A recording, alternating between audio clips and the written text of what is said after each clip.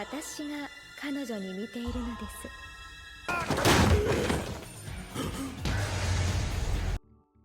Di episode 8 sudah diperlihatkan pada saat si Tri dan yang lainnya menuju ke lokasi Menara Akashic, mereka diserang oleh Flick yang menunggangi Phantom Lucas. Tapi serangan dari Flick tidak mempan kepada si Tri, bahkan para pembunuh yang terluka saja disembuhkan olehnya menggunakan pistol ramuan penyembuh.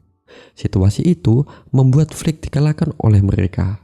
Di sisi lain, Cray bersama Liz dan Tino ternyata pergi mengarah ke tempat si Tri berada. Pada saat si Tri sudah sampai di depan markas Menara Akashic, Kirk menyarankannya untuk langsung maju saja serta mempercayakan nyawa mereka kepadanya. So, bagaimana kelanjutannya? Kita intro dulu kasih guys. Sven, 一人命預けろ。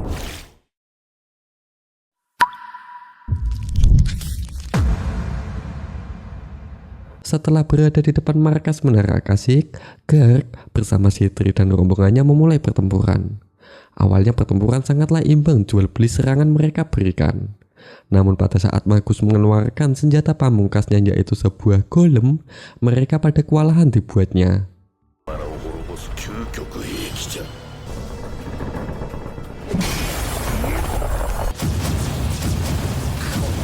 Mereka yang terfokus dengan golem tersebut sampai lupa mengawasi para tawanan. Kesempatan ini dimanfaatkan oleh para tawanan untuk melarikan diri. Para pemburu dibuat kewalahan oleh golem tersebut, bahkan mengalahkan satu Phantom Lucas pun mereka belum bisa. Bahkan di saat Seven menyerang Phantom Lucas, siapa sangka dirinya malah terkena serangan balik dari Phantom itu. Namun anehnya, ada serangan mendadak yang membuat Phantom itu tumbang seketika. Ternyata itu adalah Liz cuy. Kedatangannya bahkan membuat pihak para pemburu terkejut sekaligus bersemangat untuk mengalahkan musuh. Namun kehadirannya, dia harus meninggalkan Cray di dalam hutan yang gelap bersama Tino. Di tengah Cray heran dengan Liz yang meninggalkannya, Tino melapor kepadanya bahwa ada sesuatu di dekat mereka. Oh ternyata itu para tawanan yang kabur dan sedang bersembunyi dari mereka. Karena Cray mengira itu hanyalah binatang hutan, dia menyuruh Tino untuk membiarkannya saja. Namun hal itu malah membuat Flick curiga atas tindakan Cray barusan. Di sisi Cray yang melanjutkan perjalanan, berhubung mata burung hantu Cray sudah tidak aktif, dan pada akhirnya Cray menyuruh Tino untuk memimpin perjalanan.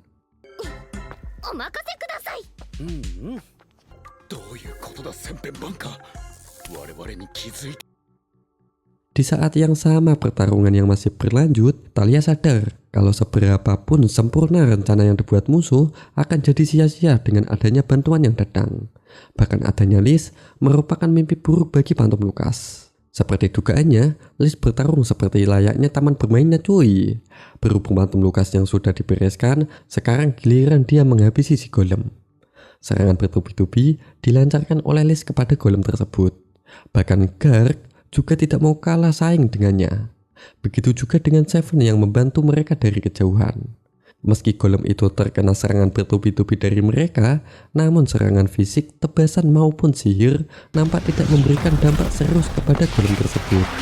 Di saat Kirk mengeluarkan skillnya, siapa sangka golem itu bisa melompat sangatlah tinggi. Saking tingginya lompatan itu, Seven melihat bentuk golem itu malah mirip seperti Ansem.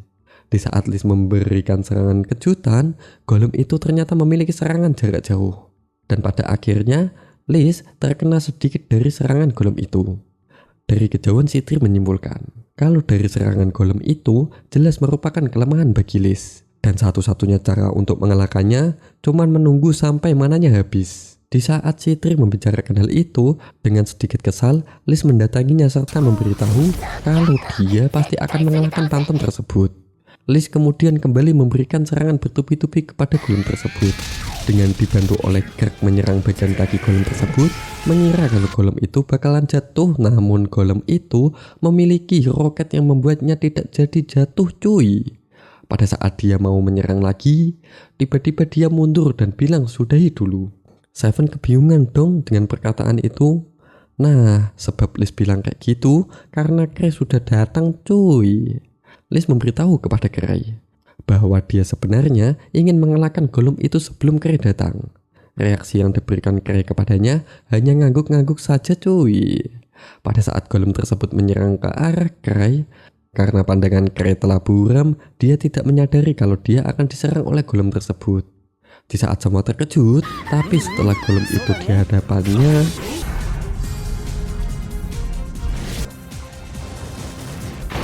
Gollum itu terpental sendiri, bahkan Gollum itu langsung tidak aktif. Liz melihatnya saja sampai memuji hingga penasaran apa yang telah Kray barusan lakukan. Dengan jujur, Kray bilang kepadanya bahwa dia tidak melihat kejadian barusan sama sekali cuy. Aduh.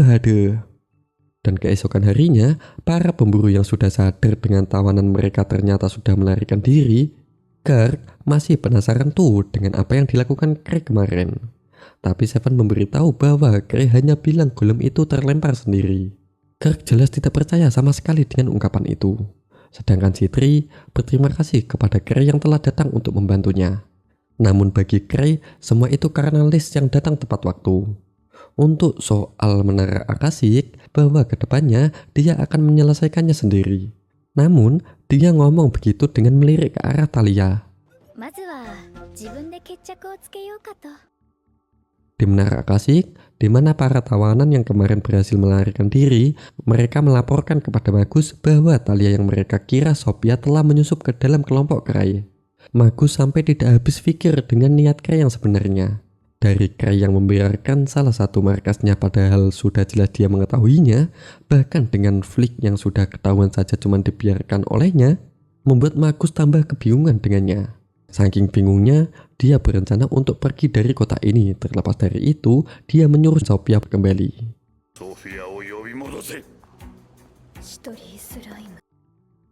Di pihak asosiasi, di mana Kirk kesal tuh kepada Kray yang hanya bilang tidak tahu apa-apa tentang masalah kemarin.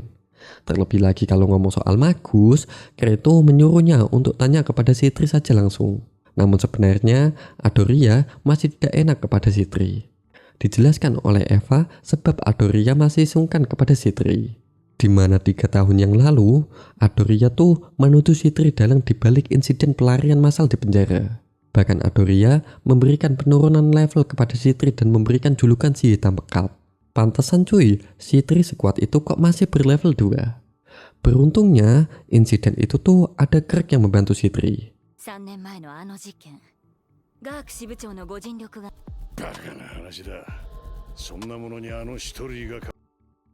Di sisi lain, tiba-tiba Thalia dibawa ke menara Akasik.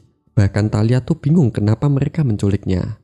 Di saat Magus menyuruhnya untuk menyudahi aktingnya, namun Thalia bilang tuh, dia memang bukanlah Sophia.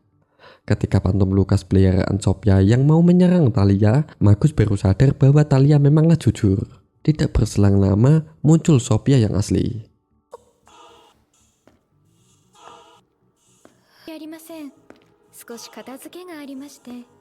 Magus heran kenapa ada orang yang mirip sekali dengan Sophia. Terlebih lagi, dia bertanya-tanya kenapa Sophia tidak terkejut sama sekali dengan keberadaan Thalia yang mirip sekali dengannya. Sophia menjelaskan kepada Magus, bukan Thalia yang mirip dengannya, namun dialah yang meniru Thalia. Dan sebenarnya di balik Sophia itu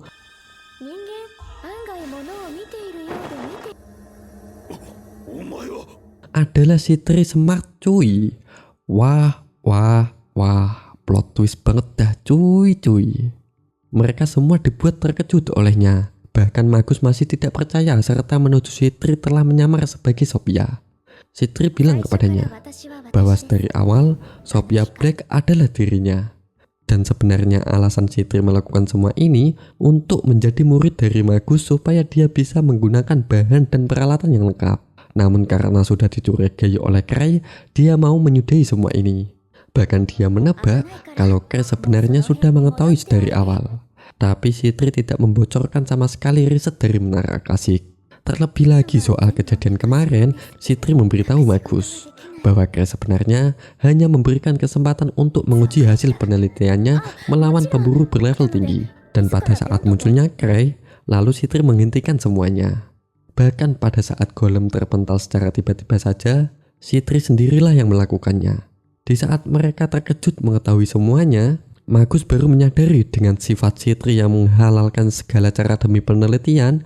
Di insiden 3 tahun yang lalu, pantas saja semua orang mencurigai Sitri alias si hitam pekat. Mengingat julukan itu, sebab julukan itu merupakan bukti kegagalan di masa lalunya. Mengingat adanya Thalia, Sitri pun meminta maaf kepadanya karena telah menyamar sebagai dirinya. Mulai dari sekarang, keberadaan Sophia Black tidak dibutuhkan lagi cuy. Dan julukan si hitam pekat akan dijatuhkan sepenuhnya kepada Magus. Pada saat Flick hendak menyerang Sitri, namun dia ketakutan saat melihat Phantom Lucas bersiaga melindungi Sitri. Flick yang tidak berani menyerang Sitri, dengan sihir tingkat tinggi, Magus menyerang kepada Sitri dan juga Phantom Lucas. Namun sayangnya, yang tumbang hanyalah Phantom Lucas. Ketika Magus terkejut mengetahui Sitri tidak terluka sama sekali, lalu Sitri menjelaskan alasan dia tidak kenapa-napa. Semua itu sebab adanya keberadaan Slam Sitri. Wah. Pantesan cuy, Kre mencarinya di mana-mana pun tidak ketemu. Taunya ada di Sitri dong. Aduh. By the way, Slam Sitri merupakan slime berbahaya yang menyerap mana dan sihir di sekelilingnya. Bahkan bisa menyerap apapun yang ada di dunia ini cuy. Karena slime tersebut sangatlah berbahaya, makanya Sitri mengujinya kepada penyihir sehebat Magus. Dia juga akan mengujikan kepada semua orang yang ada di sini. Mengetahui itu, Flick dengan menggunakan bom asap menyuruh Magus untuk melarikan diri dan mereka akan menahan Sitri. Di saat Magus berlari kabur dari sana, dia menabrak sosok besar berjubah hitam. Saking kerasnya, Magus sampai terpental jauh. Pada saat Magus menyerang sosok itu dengan sihir apinya, tapi yang terbakar hanyalah jubahnya saja.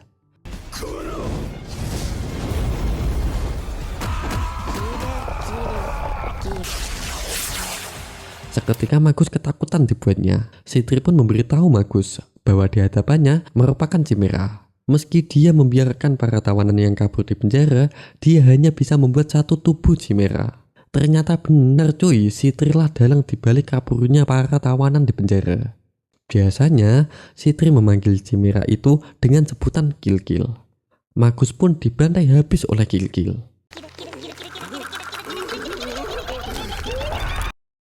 Keesokan harinya di Clan First Step, di mana Sitri melaporkan misinya kepada Cray.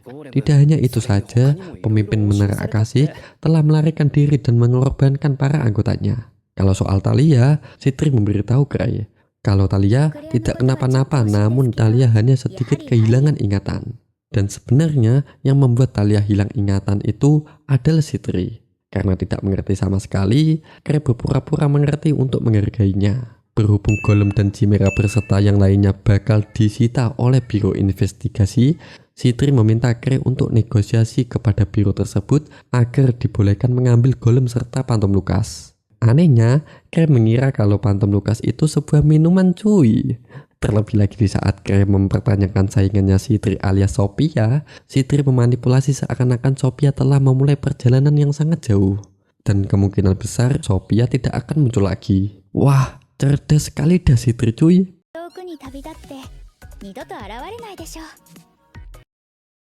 Inilah akhir dari Nageki no Buri wa Intashitai. Episode kali ini sungguh plot twist banget ya cuy. Mimin aja sampai tidak bisa menebak sama sekali. Bagaimana cerita episode selanjutnya? So, seperti biasa, kita tutup episode kali ini ya guys.